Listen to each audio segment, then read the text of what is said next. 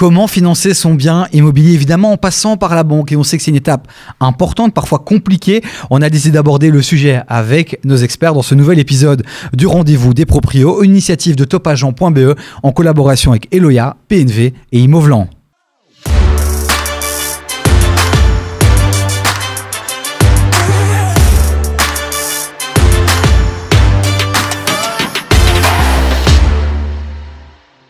Et pour parler argent, banque, courtier, évidemment, une équipe d'experts encore à mes côtés. On a Anthony Urbain qui est ici. Bonjour Anthony. Bonjour Davy. C'est notre conseiller financier courtier aussi. On a Ken Van Petegem, agent immobilier, mais aussi ex-banquier. Bonjour Ken. Bonjour Davy. Et puis Louise Maton qui nous fait encore l'honneur de sa présence dans cette émission. Bonjour Louise. Bonjour. Vrai sujet, ce passage par la banque, ça angoisse beaucoup de monde. Il y a beaucoup de choses qui se disent et on ne sait pas trop ce qui est vrai, plus vrai.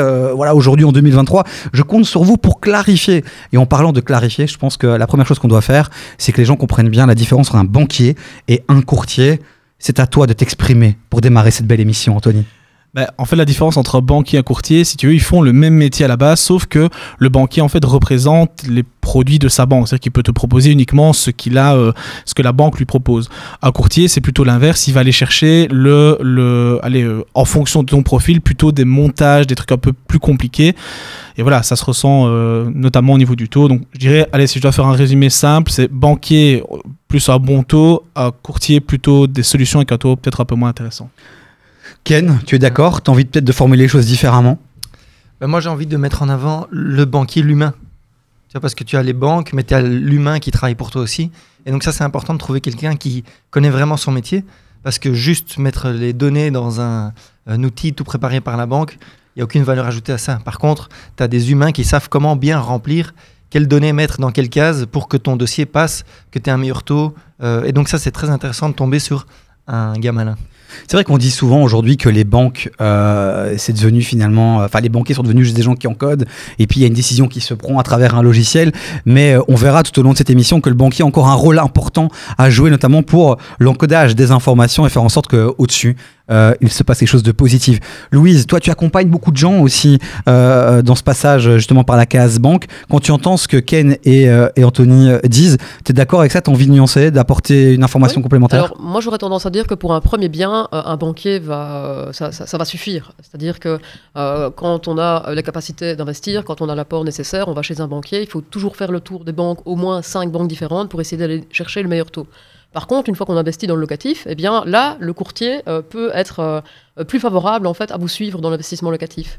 Alors ça c'est important, parce que si je résume bien ce que tu dis, pour le premier achat, le courtier n'est pas forcément intéressant. Quand on rentre dans ce costume finalement de l'investisseur immobilier, là ça devient intéressant.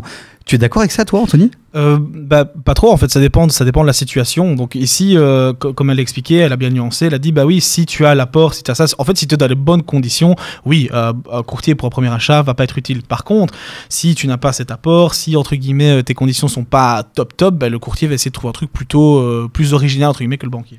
Louise, tu sais que je t'apprécie énormément, mais j'ai envie de te challenger encore un peu sur ce que tu viens de dire, parce que c'est vrai que toi, tu as plusieurs années d'expérience, tu as l'habitude. Faire le tour des banques, négocier, c'est pas facile.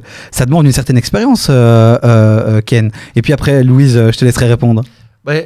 Négocier, c'est bien. Maintenant, si tu tombes sur un gars malin qui te trouve des idées et qui a un plus mauvais taux, tu vois, pour le remercier, parce que parfois, un moins bon taux, mais une bonne solution de montage est plus intéressante financièrement.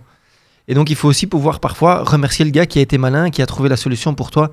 Donc, oui, aller voir différentes banques, c'est bien, mais quand on tombe sur un gars malin, on peut le remercier aussi et le payer 0,10 en plus pour le bon travail fourni. Ne pas se focaliser sur le taux, c'est ce que je retiens. Louise? Oui, alors moi je dirais que déjà il faut préparer un beau dossier avant d'y aller.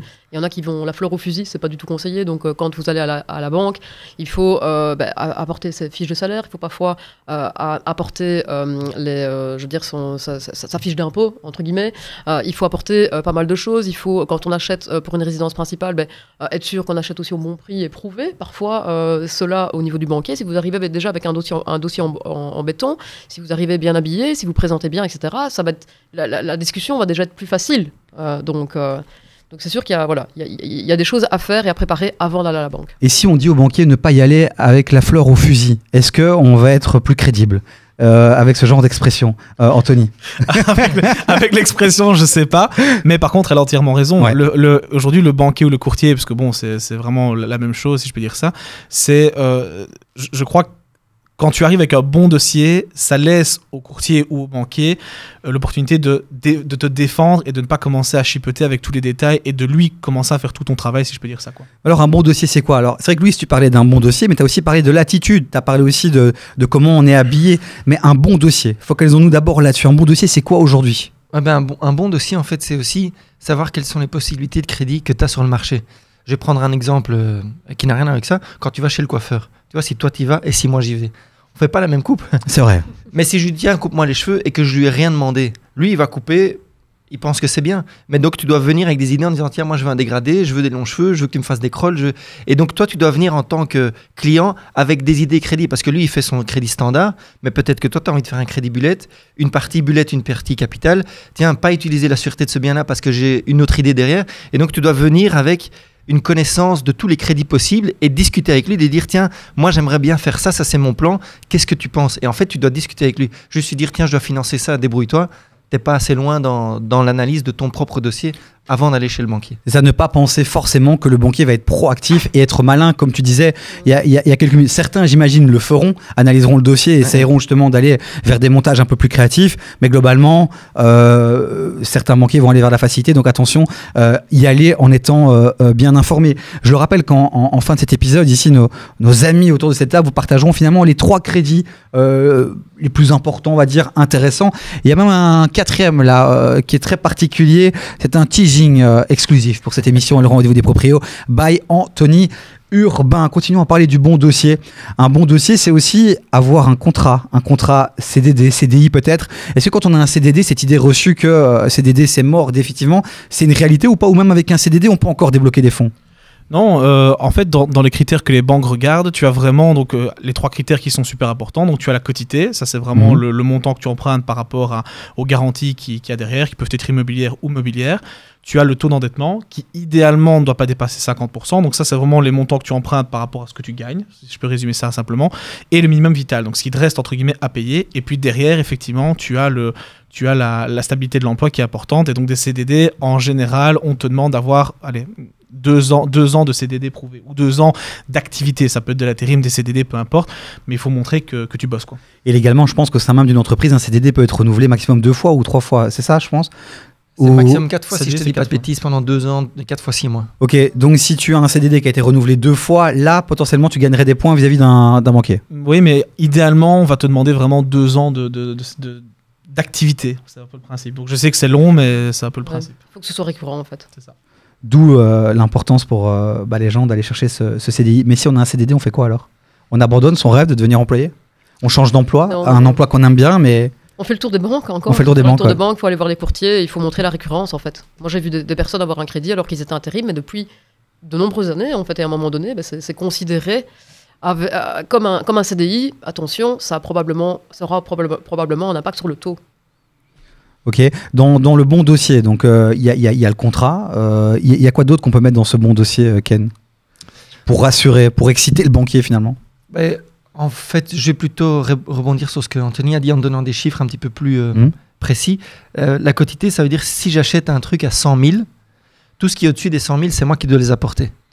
Et plus je diminue le montant que je dois emprunter en dessous des 100 000, plus la banque va être OK de me prêter de l'argent à un taux intéressant parce qu'elle prend moins de risques. Donc j'achète un appart à 100 000 et j'emprunte que 50 000. La banque ne prend pas de risque, donc elle met un taux plus bas. J'achète à 100 000 et j'emprunte 100 000, la banque prend plus de risques parce que j'emprunte la totalité et à la revente, c'est plus risqué. Donc ça, c'est la première chose, c'est la quotité, c'est vraiment ce que j'emprunte par rapport au prix d'achat. Puis il y a le minimum vital, ça c'est 1 200 € pour une personne seule avec un enfant. Ça, c'est le minimum hors crédit que tu dois avoir pour vivre, pour payer à manger, faire tes courses, payer ta voiture, enfin vivre tous les jours. Donc si tu as 1004, c'est compliqué quoi. Si tu as 1004, c'est chaud. Parce que la banque te prête maximum la moitié de tes revenus. Donc si tu gagnes 2000, la banque te prête pas 1000. Elle te prête 800 si tu es seul avec un enfant. Ouais. Si tu gagnes 5000, elle te prête 2005. Si tu gagnes 10, elle te prête 5000. Parce qu'elle estime plus tu gagnes, plus tu vas dans des beaux restos, tu pars dans des vacances plus chères et tout. Donc c'est la moitié. Donc il y a 2 choses, c'est quelles sont les sûretés que la banque a. Si je suis multipropriétaire, les sûretés, c'est bien, parce que tu as des fois des gens qui disent « Ouais, mais j'ai une maison qui vaut 1 million et tout, vous ne me prêtez pas. » Ça, c'est juste une garantie que nous, on a si jamais tu ne payes pas ton crédit. Mais derrière, on vérifie combien tu gagnes et est-ce que tu as la capacité de rembourser les mensualités qu'on t'a données. Alors comment on peut rassurer, à part avec un contrat CDI, avec quoi d'autre on peut rassurer finalement le banquier? Ce qui est bien, c'est de pouvoir assainir ses finances aussi. Donc, quand on a un projet immobilier, il faut absolument assainir ses finances. Donc, il faut enlever tous les crédits à la consommation, il faut avoir un rituel d'épargne aussi qui est mis en place depuis quelques temps. Quand on a un projet immobilier, c'est super important parce que ça aussi, les banquiers regardent. Il faut revendre sa Golf GT. Tu sais quoi, ce que tu viens de dire là, ça va faire le million de vues sur Instagram. J'en suis sûr, puisqu'on le rappelle, tu es encore le seul des chroniqueurs à réussir à avoir fait le million de vues sur Facebook, Instagram. Vous le savez, hein, les meilleurs moments de chaque émission, on les repartage aussi sur nos réseaux sociaux qu'on vous invite à aller suivre, liker et commenter. Comment on peut rassurer les banquiers? Comment toi tu fais quand tu as un dossier et que tu appelles après tes différentes banques? Comment tu fais pour les rassurer, à part avec un contrat et en vendant ta Golf GT? Mais voilà, comme Louise l'a dit, il y a cette notion de stabilité, si tu veux. C'est vraiment, allez, un indépendant, par exemple, qui est indépendant depuis 4-5 ans, s'il te montre que ses revenus sont bons, ok, c'est pas forcément moins bien qu'un CDI, ok, top, tu gagnes bien ta vie, tu gères bien tes finances, il n'y a pas de souci. Le fait, effectivement, d'assigner à la Golf 4, ou la Golf GTI, je sais pas, c'est une bonne idée. Effectivement, au plus tu montres que tu es sain, au plus tu montres pas de blanche, effectivement, au mieux c'est. Un prêt à 100%, c'est encore possible? Oui. Ouais. Même plus, là on va aller un petit peu plus dans le détail, mais tu vois, tu es déjà propriétaire d'un bien, desquels tu as déjà remboursé une grosse partie. Là on rejoint la quotité, imagine tu as 50 000 sur un bien qui vaut 100 000, tu rachètes un bien à 100 000. Avec les frais, tu vas pouvoir être toujours sur une quotité en dessous de 100%. Donc la banque, elle te prête jamais plus que 100% de ta valeur immobilière totale. Tant que tu es en dessous de ça, la banque peut te suivre. Après, quand tu as 2-3 biens, ils vont pas à 100%. Ouais. Ils vont en général à 80% maximum. Mais c'est ça les quotités. Donc, tu peux parfois emprunter plus que 100%. On en a parlé dans d'autres épisodes pour rassurer le banquier et faire en sorte aussi que l'apport propre en cash soit le plus bas possible. On peut mettre des choses sur la table. On parlait notamment des assurances groupes qui pouvaient être aussi utilisées. On parlait aussi parfois d'objets de collection. Qui pouvaient, parce que souvent on pense à mettre en garantie une autre maison, mais il y a d'autres choses qu'on peut mettre aussi en garantie. À quoi on peut encore penser? Qu'est-ce qu'on peut encore mettre sur la table face au banquier? Je pense que tu as bien résumé. C'est soit effectivement un autre bien, donc ça peut être un bien à toi ou quelqu'un de ta famille, ça marche aussi. Des objets de collection, effectivement, c'est un bel exemple. Maintenant, oublie pas que, en général, quand tu mets des objets de collection, ça veut dire que ton dossier il est relativement bancal, c'est-à-dire qu'au niveau du taux, tu vas le ressentir, tu vas te faire buter, c'est sûr et certain. Ou alors, on parle aussi de biens mobiliers, donc des placements, par exemple, que papa, maman, frère, sœur, peu importe, ou quelqu'un de la famille pourrait mettre en garantie, ça fonctionne aussi. L'apport propre, aujourd'hui, 2023, à Bruxelles-Wallonie, à partir de combien sur mon compte, je peux me dire que je peux devenir propriétaire? Souvent on dit, moi j'entends 40 000, 50 000 euros. J'abuse ou pas? À partir de 10 000? À partir de 10 000? Parce qu'il ne faut pas oublier qu'à Bruxelles, avec la fiscalité qui a été mise en place depuis avril 2023 ici, sur les 200 premiers 1 000 euros, tu ne payes pas de droit d'enregistrement. Donc si, après, il faut aussi descendre son niveau d'exigence, parce qu'il y en a, et j'en ai dans ma famille, qui pensent qu'ils vont acheter un appartement 2 chambres, 100 mètres carrés, terrasse, parking et tout, pour 200 000, ça n'existe pas. Mais par contre, devenir propriétaire aujourd'hui, c'est indispensable. Et donc, si vous pouvez acheter un appartement, une chambre à 200 000 euros, il faut le faire direct. Et à la limite, on reste dedans 5 ans et puis on s'en va. Mais avec 10 000 euros, aujourd'hui, on peut acheter quelque chose à 200 000 sans problème. Avec 10 000 euros, ça c'est une vraie information, parce qu'on a ces idées reçues là, des 40, 50 000 euros. 10 000 euros, toi Louise, dans ton quotidien, tu peux le confirmer, 10 000 ça passe. Bien sûr, 10 000 ça passe. Voilà, pas pour un garage uniquement, quoi. Il faut pas s'attendre à acheter effectivement des châteaux, quoi. On est sur des petites maisons ou des petits appartements à 70, 80 000 dans lesquels on va rajouter 30, 40, 50 000 euros de travaux, mais c'est possible. On peut même acheter avec les bonnes garanties avec 0. T'as pas besoin de mettre 10 000. Tu peux avoir 0 d'apport. Est-ce qu'en passant par un courtier, on a une force de négociation qui est plus forte et on peut aller chercher un apport propre plus petit? Est-ce que toi, tu peux jouer avec ça? C'est pas une force de négociation, c'est, si tu veux, des montages qui sont peut-être plus compliqués ou peut-être moins connus, entre guillemets, de monsieur et madame tout le monde et que les banquiers ne pratiquent pas ou peu. Et donc, ouais, tu peux aller chercher, tu peux sortir moins d'apport. Maintenant, comme je disais tout à l'heure, ça va peut-être se ressentir au niveau du taux. Mais tu as ta solution et tu as acheté et effectivement l'immobilier reste une super bonne valeur, donc Si tu peux acheter, achète quoi. Donc pour un premier bien, Louise, faire appel à un courtier, ça peut être intéressant. Ça peut être intéressant. En fait, c'est plus flexible, c'est plus facile d'avoir le oui pour le 100%, mais chez un banquier, on peut avoir aussi un 100%. Moi, j'ai des cas clients encore aujourd'hui qui ont des 100%, mais il faut faire effectivement plusieurs banques. Parce que parfois, on va dans une banque, puis on dit non, c'est pas possible, puis on fait une deuxième banque. Ah oui, mais c'est lui qui a dit ça, ben moi, je peux peut-être m'aligner. Et puis on revient dans la même banque, mais peut-être pas la même agence. Vous voyez, j'ai eu ça, ça, ça. Est-ce que vous pouvez faire la même chose ? Et là, finalement, sur la banque de départ, on arrive à avoir un oui, un 100%. Maintenant, effectivement, les taux sont plus hauts, il faut en être conscient. Donc quand tu dis faire le tour des banques, mais faire aussi le tour des agences dans une même banque, Oui. tu peux avoir un retour qui est complètement différent. Oui. C'est dingue. Ken, tu confirmes? Parce que l'humain est très important. Ouais. Tu peux arriver dans une banque où le gars dit ah, oui, j'encode, ah désolé, ça passe pas. L'autre il encode, il dit que ça va pas, il dit ah zut, je vais voir est-ce que je peux pas changer un critère dans une case et tout. Attendez, envoyez-moi tel document. Et il y a des gars qui sont, heureusement, il y a encore des gars qui sont vraiment passionnés par leur travail, qu'ils soient employés ou indépendants. Tu as des gars sur qui tu peux compter. Après, dans certaines banques, tu sais, ils sont sur Zalando la journée, il y a le rendez-vous qui arrive qui dit ah merde, bon, je suis désolé, ça passe pas, rentrer chez vous. Et elle a le même salaire à la fin du mois.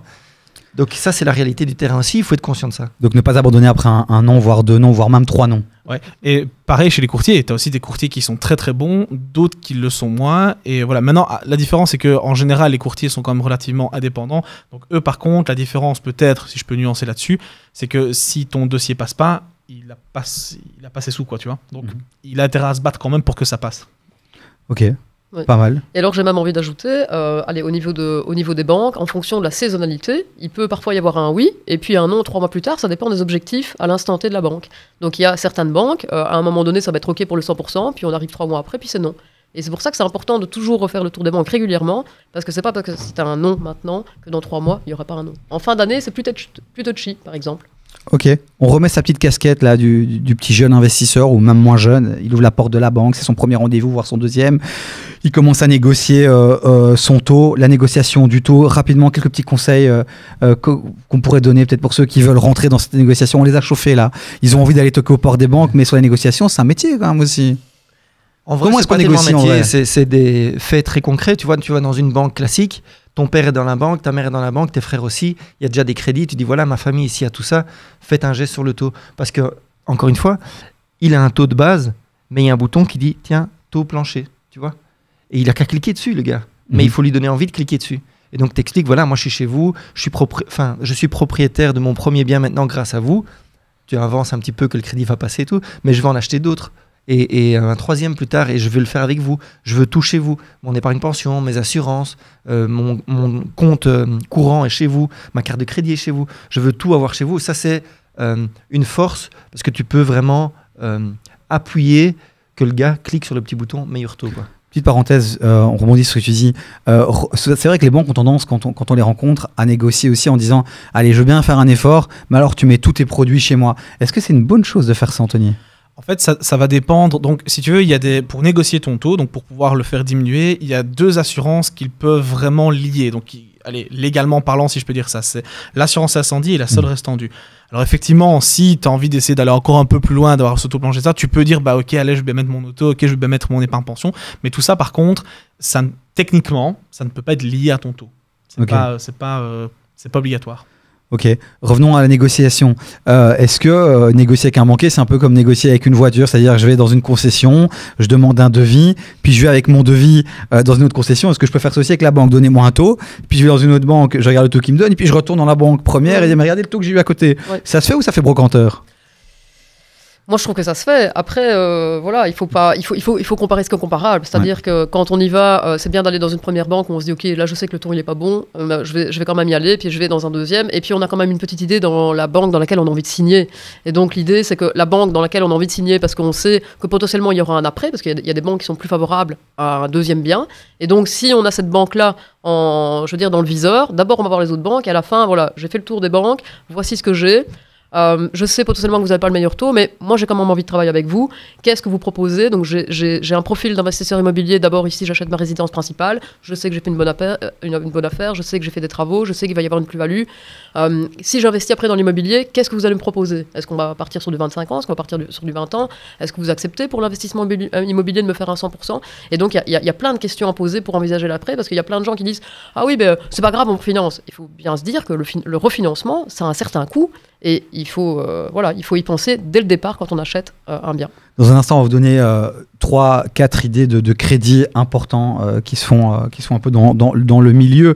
Rapidement, est-ce que par rapport au taux, la négociation du taux, on a tout dit. J'ai vu par exemple sur vos réseaux sociaux que vous avez évoqué récemment une augmentation des taux. Tu as fait une belle vidéo, tu étais bien sapé, petit nœud papillon, petit costume, on était bien. Devenir un peu plus chill. Oui, c'est vrai. Donc chez nous, tu viens habillé comme tu... Voilà. Et puis pour Winvest, on fait un effort. Merci Ken. Non mais par rapport au taux, rapidement, surfons un peu sur l'actualité. Là, visiblement, il y a encore une nouvelle augmentation des taux, Ken. C'est pas les taux des crédits hypothécaires, c'est le taux directeur de la Banque Centrale Européenne qui est passé de 4% à 4,25%. Mais ça aura un impact, j'imagine, évidemment. Hein. Évidemment, c'est un impact après sur le reste du marché, mais pas immédiat parce que tu as des taux long terme, des taux court terme et tout. Bon, là, il faudrait faire un podcast que là-dessus, tu vois. Mais l'idée de l'augmentation des taux de la Banque Centrale Européenne, c'est simplement pour réguler l'inflation en Belgique. Donc diminuer le coût de la vie, parce que pour l'instant il était trop cher, et là maintenant on le rediminue en augmentant les taux. Pourquoi on augmente les taux pour diminuer le coût de la vie? Simplement parce que comme c'est cher d'emprunter, les gens empruntent moins, dépensent moins, et c'est juste... Ok, mais c'est pas un message qui doit nous alerter, nous dire que c'est pas le moment d'investir. C'est toujours le moment d'investir. Ok. Non, effectivement, et pour ajouter un truc, et c'est vrai que j'en parle souvent, il n'y a pas aussi que le taux. Donc on a parlé tout à l'heure, effectivement, le taux c'est une chose. Maintenant, quand on est investisseur ou pas d'ailleurs, il faut vraiment regarder les mensualités et vraiment ce qui sort de ta poche. Donc effectivement, il y a le taux et tu as ce qu'on appelle le TAEG, donc c'est-à-dire ton taux global qui englobe tout ce que comprend ton taux, c'est-à-dire que effectivement tu as le taux qui va déterminer une mensualité. À côté de ça, tu as ta seule restaurant qui coûte, tu as ton assurance incendie qui coûte, tu as les comptes aussi qui peuvent coûter. Donc tout ça, il faut faire attention quand tu es investisseur parce que c'est comme une gestion de boîte, tu dois regarder ce qui rentre et ce qui sort, quoi. Donc tous les paramètres entre guillemets sont à prendre en compte. Acheter à plusieurs, ça peut aider, c'est intéressant. Acheter à plusieurs, ça dépend avec qui. Donc si c'est avec quelqu'un du premier ou deuxième degré, ça peut aller. Si c'est avec tes parents, ça va. Si c'est avec ta femme ou ton mec, ça va. Si tu achètes par exemple avec quelqu'un, donc par exemple avec ton frère, là où ça peut poser problème, c'est que vu que vous n'êtes pas liés légalement et que vous êtes responsable du paiement de ce crédit, le problème c'est que si demain tu as acheté avec ton frère ton premier bien par exemple et le deuxième tu veux l'acheter tout seul, le problème c'est qu'on va tenir compte de la mensualité totale du premier crédit, pas la moitié, tu vois. Donc du coup ça peut te plomber ton taux d'endettement et en fait tu vas te bloquer pour le futur. Donc si vraiment t'as pas le choix, que t'as une super opportunité, que tu peux revendre, faire une plus-value, tout ce que tu veux plus tard, pourquoi pas, mais dans un premier temps franchement c'est pas un truc que je conseille a priori. Oui. Et là, j'aurais envie de rebondir effectivement dans le trajet, par exemple, d'investisseur immobilier. C'est d'abord, on commence tout seul, puis après, on peut investir avec sa compagne, son compagnon, et puis après, seulement, on va chercher, des amis ou autres. Par contre, attention, on parle d'argent. Quand il y a de l'argent en jeu, il y a des étincelles qui se forment. Et donc, il faut, avant de choisir son partenaire d'investissement, il faut être sûr que quand on se dispute, on sait revenir à quelque chose de correct, et on sait discuter, on sait arranger les problèmes. Faire la part des choses, ouais. Bon, Anthony, c'est tout doucement ton moment. Ça fait maintenant 20 minutes que j'annonce qu'on va parler des fameux crédits, des 3 crédits, on va dire, les plus intéressants, les plus importants. Donc, fais ça bien, s'il te plaît, parce que les gens, là, attendent du concret. Mais tu sais qu'il n'y a pas que moi qui peux en parler. Hein. Mais non, mais toi, tu lances le truc, et puis comme à chaque fois, Louise et Ken vont rebondir. Ok, d'accord. Tu veux que je parle duquel en premier ? Je te laisse choisir. Ok. Écoute, vu que j'en parle quand même dans beaucoup de vidéos, même perso. Ah, le crédit boulette. Bah oui, il faut bien. Bah, le crédit boulette, effectivement. Crédit boulette ou crédit bulette? Bullet. Ah, ok, d'accord. Credit bullet, comme une balle, tu vois. Non, ok, d'accord. Pas belette, pas boulette, parce que sinon, ça veut rien dire de crédit. Surtout à Liège. Surtout ouais, c'est ça. Le crédit boulet à Liège, franchement, c'est ça top. peut fonctionner. Ouais, c'est ça. Tu finances tes biens avec de la viande hachée, franchement, on est au top. Franchement, c'est sympa. Donc, le crédit bullet, effectivement, c'est un crédit sur lequel tu ne payes que des intérêts. Donc, tu ne payes pas, du coup, de capital. C'est-à-dire qu'à la fin, au terme, si tu veux, de ce crédit-là, tu dois rembourser, du coup, la partie capitale, si je peux dire ça. L'avantage, c'est que vu que la mensualité est beaucoup plus basse, ça peut te permettre d'avoir du cash flow qui est plus important. Donc, très chouette. Tu peux donner juste un exemple concret avec des chiffres. Imagine qu'un bien, par exemple, à 100 000 euros, en crédit classique, tu vas le payer quoi aujourd'hui 550, 600 euros, plus ou moins, avec les taux actuels. Hein, c'est un exemple comme ça. En crédit bullet, tu peux descendre à 150, 200 euros. Et donc, du coup, tu as un delta de 300, 350 euros. C'est ce que tu as dans ta poche au moins le mois. Attention que, effectivement, si tu gardes ce bien-là jusqu'au terme, tu vas devoir le rembourser. Et pour rembourser, tu as plusieurs manières. On en a déjà discuté aussi dans d'autres émissions. Allez voir, d'ailleurs, c'est super sympa. Mais tu peux utiliser notamment, par exemple, des capitaux de ton assurance groupe pour rembourser. Tu peux vendre le bien pour rembourser. Tu peux utiliser le cash que tu as récupéré pour rembourser la totalité ou une partie. Donc, allez, si je dois, la force, entre guillemets, de ce crédit-là, c'est un peu plutôt de la flexibilité. C'est-à-dire que tu récupères du cash. Et aujourd'hui, le cash, c'est ce que les banques demandent de plus en plus, qu'elles soient classiques ou par un courtier. Et donc, avoir plus de cash grâce à cette technique-là, c'est super chouette. C'est un crédit que tu valides, Louise? C'est un crédit qui est sympa pour les investisseurs, surtout quand on parle de gros montants. Après, c'est pas conseillé dans la résidence principale, par exemple. Parce que à terme, il va falloir rembourser. Alors, à terme, on n'est pas obligé de rembourser tel quel. On peut refinancer le crédit avant d'arriver au moment de remboursement. Et ça, c'est vrai qu'on n'y pense pas. Parfois, j'ai des personnes qui me demandent « mais le crédit bullet, je ne saurais jamais rembourser cette somme à terme. » Oui, ok, d'accord, aujourd'hui. Mais dans 10 ans, si ton crédit bullet il va jusqu'à 15 ans, eh bien, dans 10 ans, tu refinances et tu repars sur un crédit classique. Et ça roule. Ok, mais alors à quel moment concrètement je dois me dire, pour ceux vraiment qui ont un niveau 0, qui entendent ça, qui disent « ouais, moi 700, je peux pas payer, 200-300, je pourrais payer », à quel moment je dois activer la carte, sortir la carte crédit bullet ? Pour une résidence principale, pour ma première résidence. Non. Alors, résidence principale, alors c'est possible techniquement qu'on s'entende bien. Mais c'est pas intéressant. Mais c'est surtout que c'est un peu dangereux, c'est la maison dans laquelle tu vis. Donc, okay, alors de nouveau, tu vois, tu es tout seul, tu sais que ça bien dans lequel tu as fait un bon investissement, etc. Et tu sais que plus tard, tu vas le louer. Ok, pourquoi pas. Mais si à la fin, tu peux le refinancer, si à la fin, tu peux refaire un... Mais dis-toi que, comme elle dit, déjà, refinancer, ça coûte de l'argent. Et oublie pas aussi que ça dépend aussi de ton marché. Ici, pour l'instant, tu as financé ton bien à une certaine valeur. Peut-être que dans 5 ans, j'en sais rien, tu auras peut-être une diminution, tu vas peut-être le revendre moins cher ou le refinancer, ça va être plus compliqué, quoi. Surtout les banques sur un seul bien te prêtent pas à 100% en bullet. Donc en général, et là je sais pas si tu vas me contredire ou pas, mais tu tournes aux alentours des 70% pour du bullet sur la totalité de ton crédit. Donc c'est-à-dire que tu pourrais faire 70% bullet, 30% en crédit classique, et si tu veux tout en bullet, tu dois amener beaucoup plus de cash.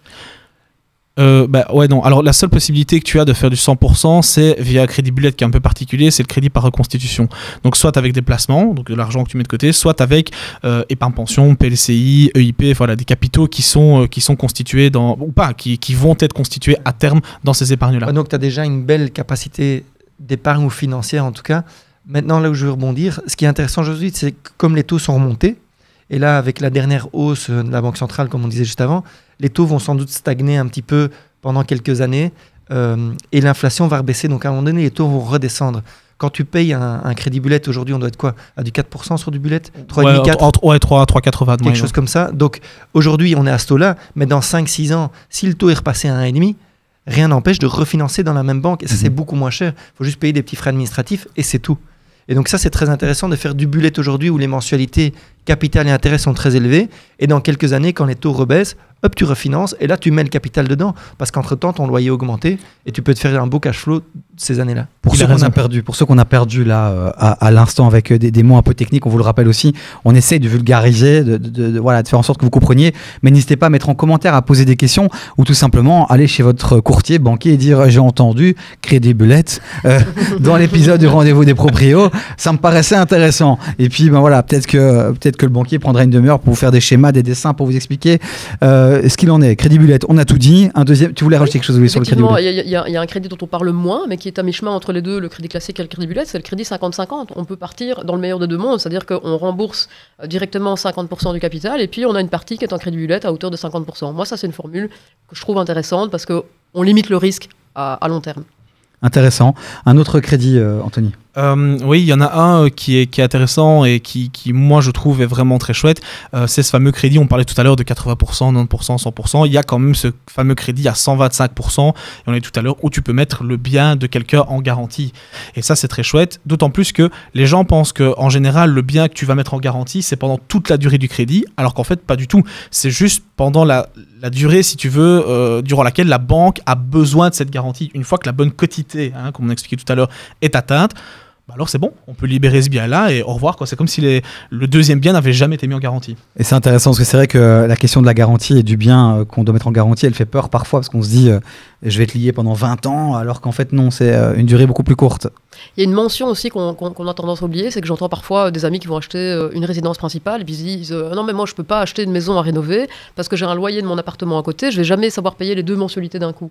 Et en fait, ils oublient, et je pense que les banquiers n'en parlent pas beaucoup, c'est qu'on a la possibilité de faire un différé sur les 2 premières années. Et le différé, parfois, même les quelques premiers mois, parfois jusqu'à 3 ou 6 mois, on paye rien du tout. Puis après, on paye uniquement les intérêts sur un maximum de 2 ans. Et donc, ça permet d'avoir une mensualité très très basse sur 2 ans et de continuer à payer le loyer de son appart, de sa maison, tout en achetant sa résidence principale et en ayant le temps tranquillement de faire les travaux. C'est hyper intéressant parce que c'est vrai que moi je suis complètement noyé, vous le savez, je le dis à chaque fois, je suis nul là-dedans et quand je vous entends, je me dis qu'en fait il y a plein de possibilités, il y a plein et il faut pas juste focaliser sur un truc, il faut creuser un peu, il faut s'informer. On me dit dans l'oreillette crédit crescendo. C'est quoi le crédit crescendo ? Pour te l'expliquer simplement, c'est un crédit sur lequel tu payes une mensualité qui est plus basse et qui augmente au fur et à mesure. Donc tu vas commencer à payer par exemple 80% de la mensualité normale, d'accord ? Et au fur et à mesure, en fait, elle va augmenter pour atteindre à un moment donné cette mensualité classique, quoi. Donc ça permet aux jeunes, si tu veux, de pouvoir aller avoir une mensualité un petit peu plus basse, de continuer à mettre un peu d'argent de côté, etc. Et en général aussi, il faut dire que cette augmentation du crédit, cette augmentation de mensualité, elle suit en fait l'augmentation de ton salaire et ta vie, quoi, tout simplement. C'est intéressant pour qui ? Avantage, inconvénient rapide, même si tu viens de l'évoquer plus ou moins. Alors ça permet d'avoir, par exemple pour celui qui a une petite capacité d'emprunt, du coup comme le crédit commence avec une mensualité plus basse, on sait aller chercher parfois 20-30 000 de plus sur le crédit, donc ça peut être très intéressant. Pas mal. Ken, encore un autre crédit que tu voulais mettre en évidence ou pas ? Non, moi j'aborde plus de technique crédit. Non, je fais trop de vues. Ouais, on m'insulte et tout, donc je vais pas. Mais tu l'as abordé, et donc je vais quand même le redire, tu vois. Dans cette technique de report de 2 ans, en fait, quand la banque te finance ton premier achat avec des travaux, tu dois mettre un devis. Moi, je conseille toujours aux clients de mettre un devis plus élevé. Faut pas mentir, faut pas tricher, et un devis n'engage à rien. C'est juste un devis d'un entrepreneur qui dit voilà, moi je vais faire mes châssis, ma cuisine, l'électricité, je mets tout dedans, de 50 000 € par exemple, tu vois. Et en réalité, dans ma tête, je sais que je vais faire que 40 000. Pourquoi est-ce que je fais ça ? Parce que les matériaux pourraient augmenter, l'entrepreneur peut faire faillite, je dois en prendre un autre. Je me laisse une marge de sécurité au cas où ça foire. Et dans mon esprit, moi d'investisseur, en fait, ce que je fais, c'est que je fais rapidement mes travaux. Et j'utilise pas toute l'enveloppe parce que tant que j'ai pas utilisé l'enveloppe complète prévue pour mes travaux, je ne paye que des intérêts sur la totalité du capital que la banque m'a libéré. Donc je reprends un exemple concret, j'achète un appart à 100 000, je fais des travaux, un devis pour 20 000, je ne fais que 15 000 de travaux, la banque a libéré 115 000 sur 120 prévus. Sur les 115, je vais payer que des intérêts tant que j'ai pas utilisé les 5 derniers 1000. Et moi je fais ça pendant 20 ans, je paye que des intérêts, donc une espèce de crédit bullet en réalité. Et pendant que le locataire me paye, moi je fais un beau cash flow.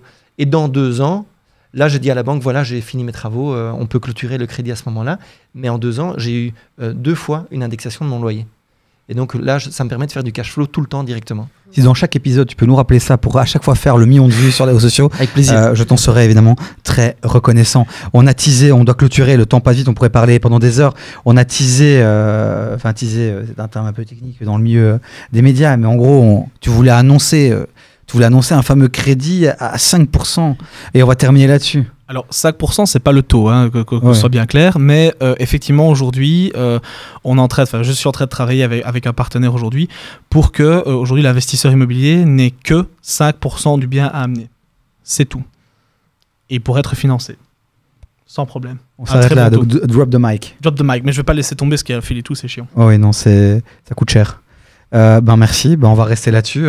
Contactez-le, mettez un petit commentaire en privé sur Instagram, vous aurez plus d'informations. Merci vraiment pour votre présence et pour ce magnifique podcast. Vous n'hésitez pas, vous qui nous écoutez, nous regarder, à mettre des commentaires, à poser des questions, à partager et surtout à mettre des likes sur YouTube, parce qu'il y a des vues sur YouTube, mais c'est pas proportionnel au nombre d'abonnés.